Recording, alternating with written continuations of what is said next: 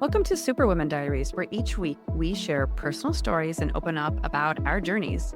Get ready to dive deep and connect as we reveal the real and raw moments behind the scenes of our lives. Welcome back to Chasing Brighter and our Superwoman Diaries. We're so excited today to have Toni Will.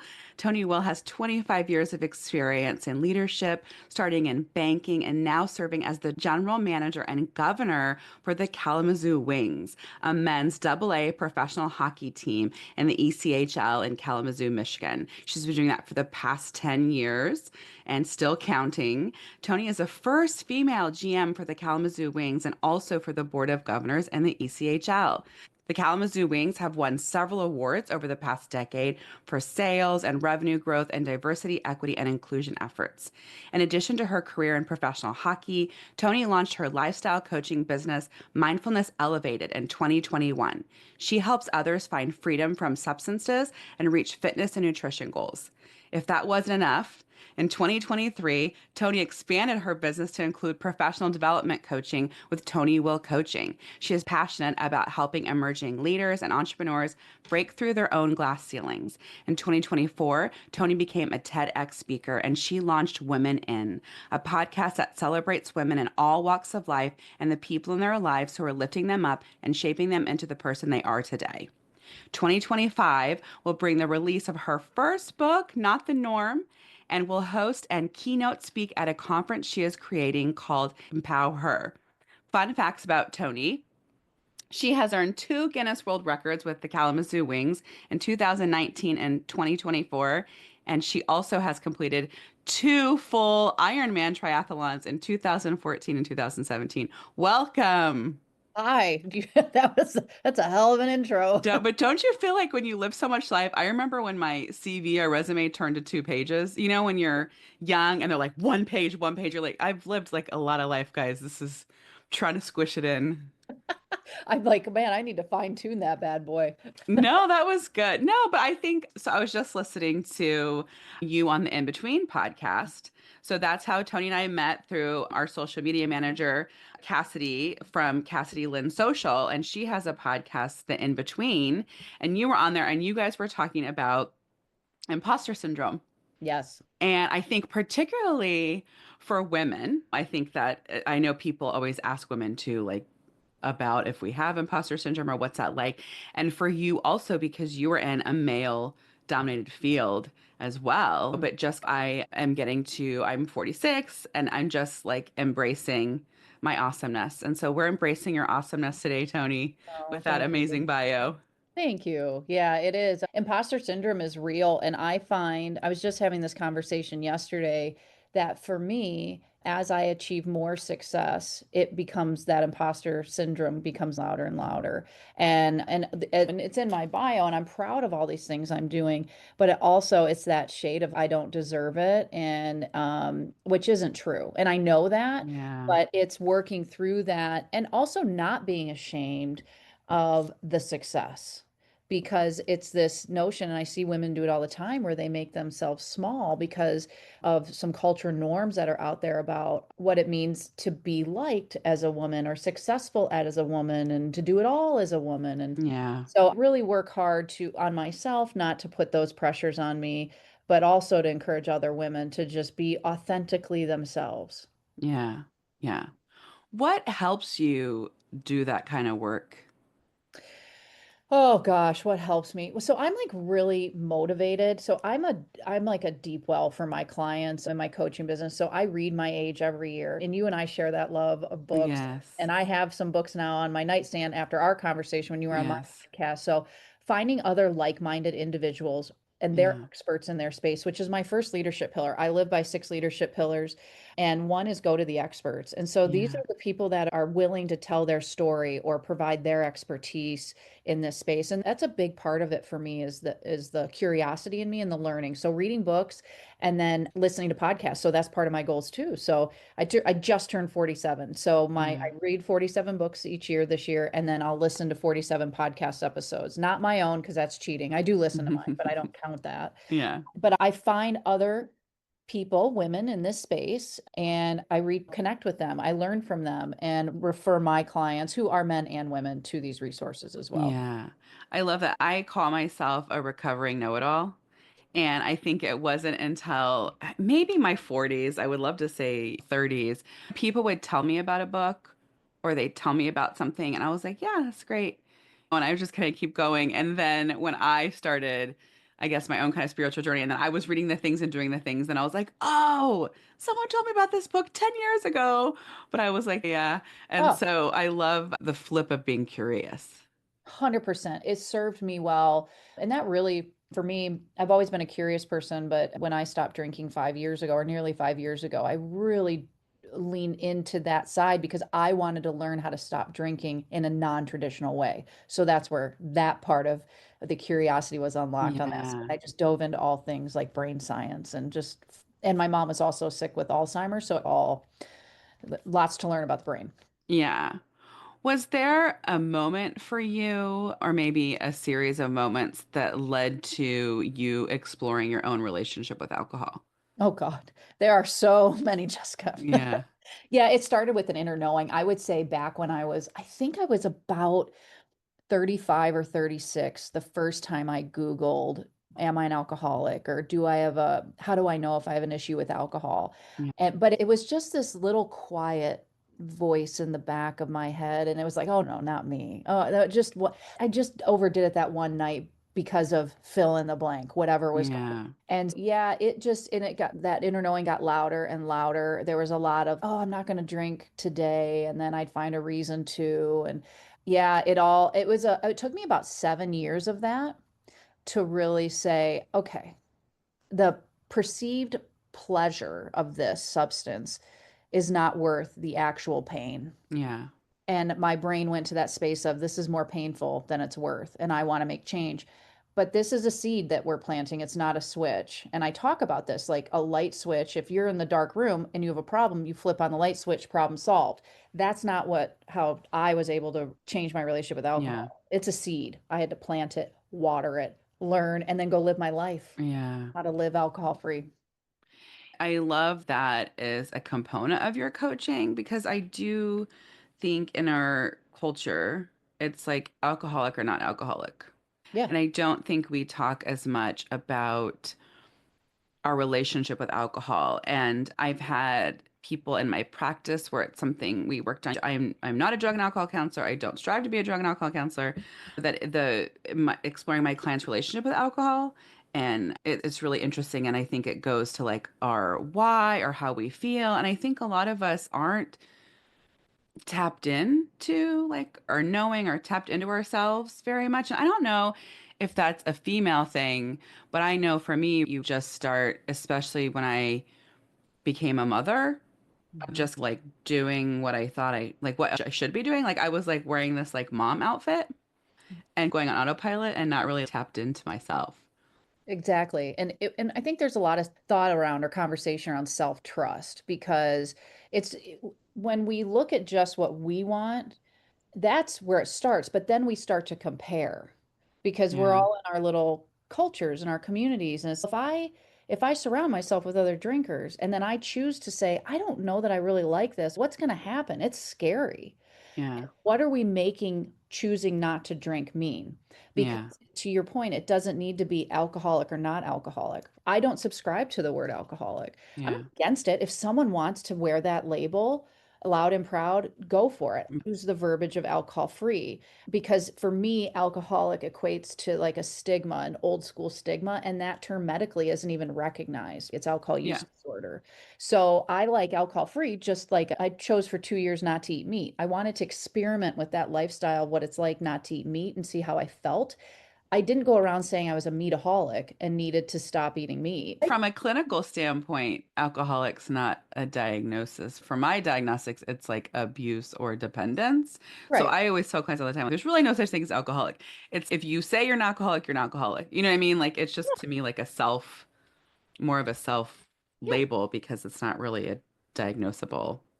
But our world at large doesn't our culture does not know that. Yeah. And so it's more of me talking because in the world of AA, which I did spend time in for a period of time, it's shrouded in secrecy. It's Yeah. anonymous. And I'm not, that's not how I live. Yeah. And I didn't want to feel like I had to keep this quiet. So I kicked that to the curb.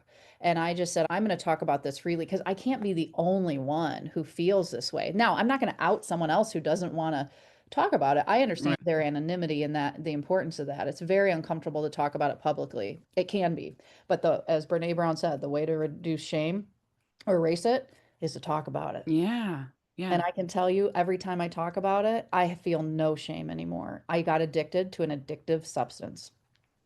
Do you think that's been one of your most transformative moments of the transition to being alcohol free? Yes, hands down. Like when I Yeah. look at my life, and we as individuals, we transform identities a lot. Like you mentioned, becoming a parent, that's a giant identity. One day we're footloose and fancy free, and then 9 months later, we're taking care of this human being. And we moved into a mother role for you and I. That's a giant identity change. This is similar to that. It Yeah. is, especially for someone like me that was so proud of my relationship with alcohol. I was Tony Party Time. That's what my friends called me. And I secretly hated that name because I had an inner knowing that something was off with my relationship with alcohol. But I will Mm. say this, and I say this a lot, and I want people to, it's not, there's these images of people who overdrink, and that is the homeless person, brown paper bag under a bridge. Absolutely. And that is furthest from the truth. You can drink once a month and not like your relationship with alcohol. Yeah. And I would like to point that out because it's not, it's in my story includes blackouts and like anything you can imagine pretty much happened. I was down a slippery slope. But there's all different ways to look at alcohol, and it doesn't have to be this either you can drink responsibly or you can't. Yeah. Yeah. I know you mentioned your 6 pillars, right? And is that kind of what guides your coaching philosophy? No, you know what actually guides so that's no, my coaching philosophy is really guided by my clients. Yeah. So if someone comes to me and says, Tony, I want to reduce or remove alcohol, I coach clients who want to reduce as well. I'm not just because I choose not to drink, I celebrate those who want to reduce because that's the next step to complete removal. And you got to go through that. Again, I'm trying to avoid the black and the white. Either you drink or you don't drink. Maybe Right. reducing, working towards that. So I'm really guided by the principles of my client, understanding their core values, what their goals are. And so we start there. Where my 6 leadership pillars really come in is on the professional side of my life. Not that my coaching business isn't professional, it is. Yeah. It's on the pro hockey side of my career. And so when I came through these doors a decade ago, I had no background in sports other than being a recreational athlete. Hockey, I came to a couple hockey games growing up here, but I did not come in understanding how to run a sports and entertainment business. I knew how to run a business, but not just sports and Yeah. entertainment. So what was born from this in hindsight, I probably was like 3 or 4 years in when my alma mater, Western Michigan University, called and said, will you speak to some of our students about how you turn the franchise around? And I said, yeah, sure. I get off the phone with them. I'm like, huh, how did I do this? And so I wrote on a standard yellow Post-it note 6 things I did. And these became my 6 leadership pillars. I used to walk around with that Post-it note in my purse. And then Yeah. eventually I moved it to my notes app in the phone. And then I did a TEDx on it Yes. last year. Yes. So yeah, it actually was born out of how to learn how to run a men's minor league professional hockey team. Yeah. Yeah. How was that experience? How does one get to the TEDx stage? And what was that process like for you? So for me, a lot of my story is like following the breadcrumbs type of thing. This wasn't on any bucket list of mine. I do enjoy speaking, but I don't know, it just wasn't on my radar. I was working on other projects. And a friend of mine and coworker, I had said, hey, you would be great speaking at this National Sports Forum conference. And so she did, and she loved it. She's like, thank you, Tony, for lifting me up as a woman in sports. I'm like, yeah, absolutely. She goes, hey, I noticed this on LinkedIn about TEDx Kalamazoo. You should throw your hat in the ring to speak at it. And I said, Okay. So I sent an email to the organizer. He didn't email me for 6 weeks. I didn't think anything of it. He had a loss in his family. He emailed me. He's like, "Oh my gosh, Tony, I'm so sorry." And he said, "We'd love for you to speak. What do you think you'd speak about?" And so I just told him, I said, being a female GM and men's professional hockey and how I turned the franchise around as a woman, and the how is really important. And then I talked about living alcohol free and how I'd like to marry the two because the six leadership pillars work both personally and professionally. And so he was like, "That's great." And then I heard nothing. And I thought, okay. And then one day he says, "Hey, will you fill out this application form?" I'm like, "Oh, you have to apply for this?" Okay. So I filled out the application while in an airport, all of 5 minutes I took because I don't know, I wasn't looking at it as like this. I don't know how I was looking at it. I'm like, okay, if they want me to fill this out. So I did. And then I found out like I don't know, a month after that, on a Sunday night that I was doing it. And I'm like, cool. Like I didn't, it, and then I was having a bad week, and so I posted up the screenshot on social media, and it was like, oh, this is a big deal. And then I Yeah. had 100 days from that point on before I hit the TEDx stage. Yeah. And they supply, so in hindsight, my naivety was just, and I can be naive at times, still, even at 47, but I am so grateful for the experience. It was a lot of work, especially as a speaker, because I love speaking, but not, I like unstructured, loose. This was not that. Yeah. It was script writers working with me. I wrote all of it, no AI. It was speaking coaches working with us. It was taking a master class through TED and all the things, rehearsals, dress rehearsals, the whole thing. And yeah, it was 7 pages of dialogue that I memorized to Yeah. deliver. Yeah. And I heard you say on Cassie's podcast you've hit over 100,000 views.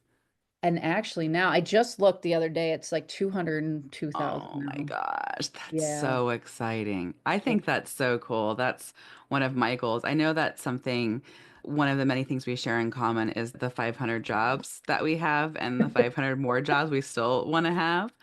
And that's where I think too, at Chasing Brighter, where we want our listeners to know like midlife is just the beginning.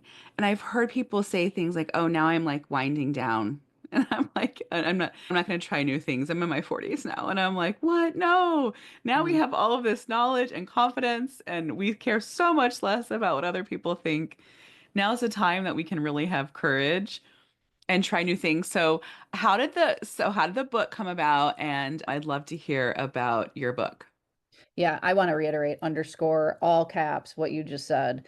It is my youngest just graduated from high school 2 weeks ago. Oh my So gosh. we have 23, 21, and the youngest is 18. I just turned 47, as I mentioned. Oh, I am getting started. I Yeah. like this is no. And so I completely that alignment on that piece, I can't emphasize this enough, especially for the women who are listening to this. No, we are just getting started because this is when we're really good. So we've got the wisdom now, and we Yeah. raise kids, most of us. And even if you didn't, like, this is the prime. The book was born out of it's that was on my bucket list. And I was just trying to figure out, like, what would I write a book about? And also understanding that I go back to my leadership pillars. Leadership pillar number one, go to the experts. I enjoy writing, but with the 500 jobs I have or want to have, I knew I would need some expert help because I didn't know the first thing about like writing a book or publishing a book or anything like that. So because I'm friends with a lot of authors, because I love to read and I reach out to them, I invite them on my podcast. One of them happens to be a ghostwriter. And I said, let's look at this project I have and or idea I have. And so Yeah. essentially we took my TED talk and it's going into a book called Not the Norm. And it's a mix between business leadership and quit lit. And quit lit is, for those who haven't heard about that term, it's like when you're quitting something. And in this space, it's quitting drinking. And so I actually opened the book with my arrest in 2016.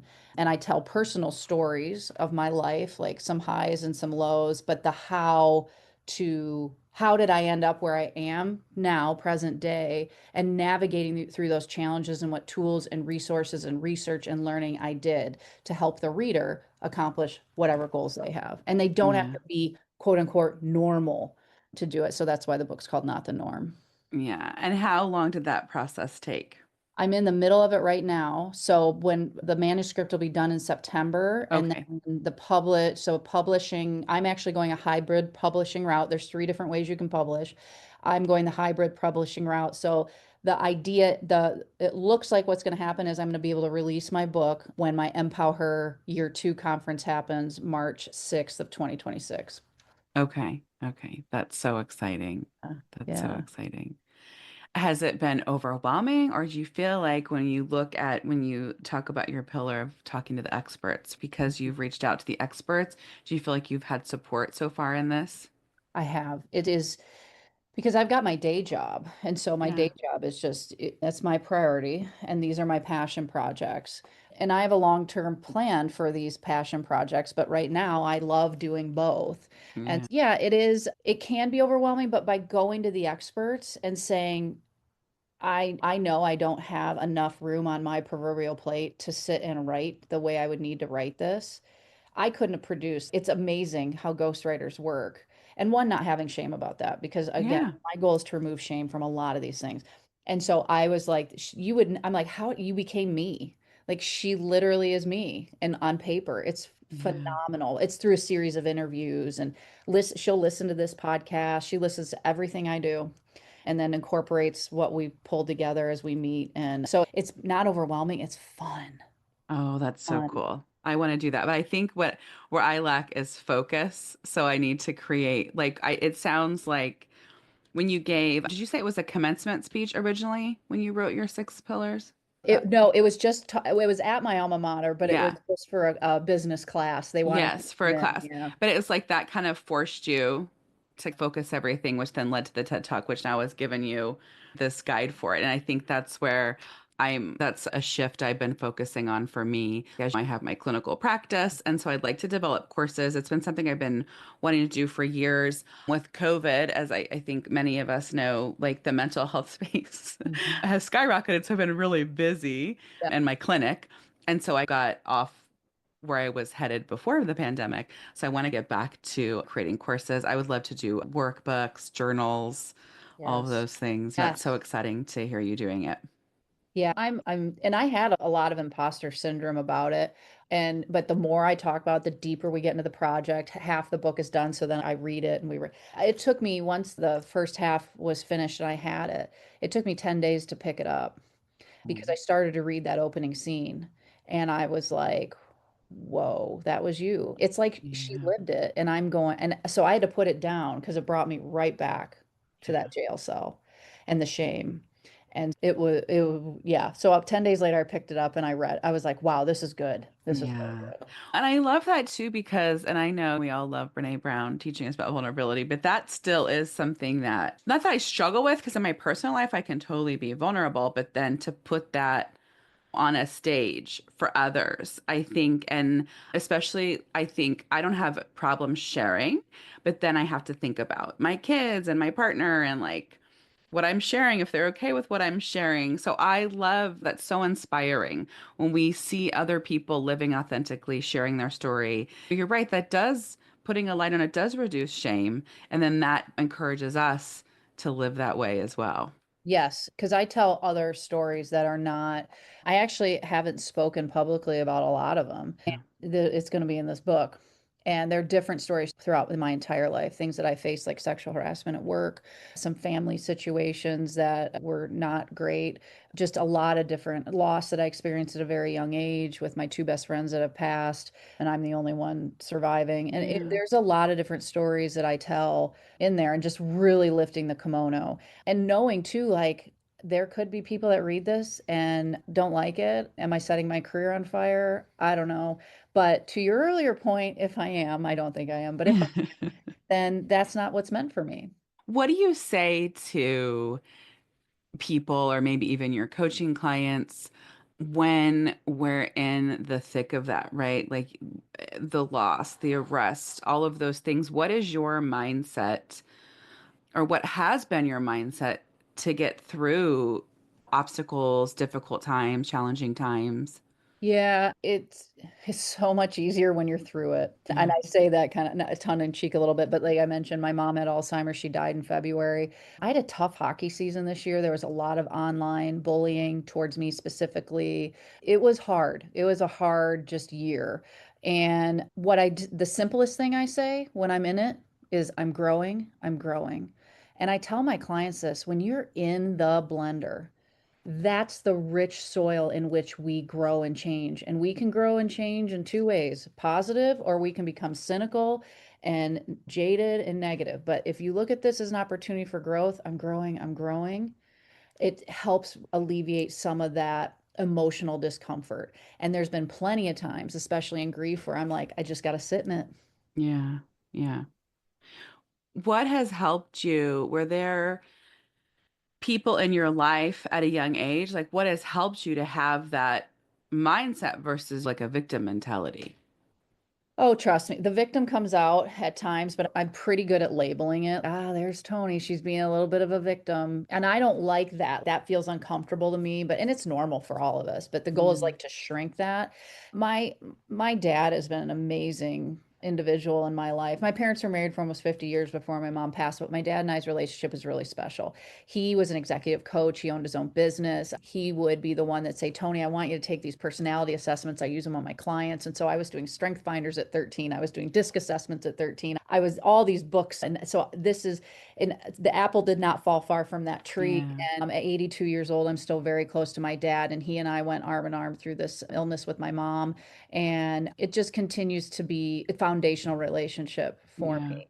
On the other side of that is my husband. He's married to a very strong type A, but I married a very strong type A individual as well. But we have so much fun Yeah. and we laugh a lot. But I can also come to him and talk to him about the challenges and where I'm really struggling. And he hears me out and just Yeah. there's a lot of trust there, both of Yeah. the men in my life. So in my TED Yeah. talk, you'll hear me talk about this. I'm a huge, fierce female woman advocate, but I Yeah. don't hate men. I love them. You know, Yeah. son, I have a husband, I have a father, and actually Josh is my third husband. So I really love men. Yeah. Yeah, and I think I love hearing that. For me, I compartmentalize. So I lock it away when I go through bad times. And so I'm learning, I'll look back and I'll be like, wow, I did not process that at all. So I have a very powerful lockbox where I'm like, just keep going, just keep going. And so now it's, I talked to you before, I love Tara Brach, a meditation coach, and she talks about the RAIN method where you recognize, allow, investigate, and nurture. Mhm. And so that's been my challenge is allowing discomfort, allowing grief, allowing anger, like allowing other unhappy feelings, and then creating space for what's that about, investigating it. And Yes. but I do think we need to surround ourselves with other people, like you're saying, other people who encourage and inspire a growth mindset. And just looking at the Empow-her conference really quick, how did that come about? And you had one Mhm. 2025. And can you tell us a little bit about that? Yeah. So this was, again, these are these ideas I have, one of these 500 business ideas I Yes. have. And it really stems from making meaning out of the work I'm doing. Yeah. And this is another tool. Like when I'm in challenging situations, I can, like, how can I make this mean something in a positive way? So I do a lot of work for women in sports. And so I created within the league I work in a women in sports committee. And then we have a mentor mentee program and we have a book study and we get together once a year at the summer league meetings in person and I'm doing a live podcast from there and we network and all this stuff because my goal is to lift the next generation up, Yeah. get these ladies on the elevator, come on in ladies, and let me take you to your glass ceiling and let me help you break through that. Yeah. And so Empow-her was born from that. And I had this idea of having a conference specific to women and helping them understand themselves better, both personally and professionally, spread their beautiful peacock feathers, and give them a place to do that in my hometown. And I'm born and raised here in Kalamazoo. I'm proud of Kalamazoo. I love Kalamazoo. And then connecting that with my day job of hockey. So we have a game that used to be called Hockey for Her, which we rebranded Empow-her. And so I just use that for my conference name. And we spend a day and a half together learning, connecting, growing, and then it dovetails into attending the Empow-her professional hockey game where we get to take in the hockey, have more speakers come to the game, and give access to different things that you normally wouldn't get access to because I'm the GM of the Yeah. team and I can. And Yeah. yeah, so this is year one was a great success. And there were some things that were important to me, my hometown being one, empowerment being number two. And then I like to host a boutique conference. And with that, this is what I designed it to be. We're all together all day. that there's no breakout sessions. You don't have to choose. And so you just create this beautiful lineup, and it's multi-property because it's at the hotel, which we own, and then the hockey arena. But you get to build these rich relationships in a 36-hour window and learn. That's what it is. And I'm bringing it back in 2026, That's so March cool. 6th and 7th. Yeah, that's so cool. I know I tapped into your passion as well as mine for being in midlife. Yes. And so, what are some tips you have for us living in midlife who maybe aren't finding it to be this wealth of wonder? And so, what are some tips you have that, I don't know, any tips? It's all over the place. Yeah, so I start each year. It's really important to me that if I'm going to give tips, I'm going to walk the walk. And I'm not like one of these thought leaders, which I don't even give myself that. Someone else did. I'm like, I don't know if I'm a thought leader, but we'll roll with it right now. You have Um, thoughts. You're a leader, yeah, hence that's true. thought You're leader. right, Jessica. I do have thoughts and I am a leader. So there we go. So I start each year with a 1 year vision worksheet. And I have that available on my website at tonywill.com. But the thing is, I do this at the beginning. You can start it now. You don't have to wait till January 1st. So I just Yeah, like to mention that. And there's 8 different buckets on this one page. And it's like career, health and wellness, spiritual, friends, family, financial. And I put 2 to 4 things in each bucket, and they're tangible. They're SMART goals, specific, measurable, achievable, realistic, and timely. And I get this down on paper and then I transition it. So I have a prompt. So I work off 2 pieces. It's called a battle board. And I put it monthly, I break it down. So if my goal is to work out 80% of the year, then I plan my workouts out for the month. I meet with my ghostwriter twice a month. There's just all different things on there that are on my 1 year vision worksheet, but broken down monthly. And I live through this because the number one question I get asked is, Toni, how are you so confident? And I thought about that for a long time because I never really understood. I have a lot of unconscious competence, but what it is, I've achieved goals, yeah, right? I've achieved goals, whether they're big or small. And there are goals that I put in that 1 year vision worksheet that I don't accomplish. And that's okay. It's not a failure. It's just like it didn't work out. Like a garden last year, I yeah. fell flat on my face. It was Well, hilarious. yes, And it was okay. It doesn't make me a right. bad Well, person but or it's wrong. reevaluating. Sometimes I think that's not really what was driving you. Or you were trying something new and you're like, oh, I don't know why you were inspired with gardening. I don't know if you saw some videos and No. you're like, I want to be a gardener. And then I'm like, oh, every middle-aged white woman does this, right? Everyone's got a garden right now. So I'm like, I should have a garden. And I laugh at that. And I'm like, why am I doing this? But and I think that helps us reflect like tapping back into ourselves, like, why did I pick this? What was that about? And Yeah, letting go of, never mind, I'm not a garden person. Okay, yeah, goodbye. Bye gardening. yeah. Or this year, I was planning on paying off my vehicle, which was a really big deal Yeah, because for some dumb reason, I've always had a car payment. And now I'm entering a phase of life where I'm like, that's dumb. Why don't I pay this off? yeah. 2 weeks after my mom died, I'm driving to the airport the day after her funeral, and I hit a deer in the middle of the highway. So this car that was going to be paid off this year totaled. Now I'm okay. Not a hair on my head was moved. I think that's Yeah, my mom looking out for me. But did the car, so here's how you could look at 2 ways. Oh, I didn't hit my goal. Or how I choose to look at it.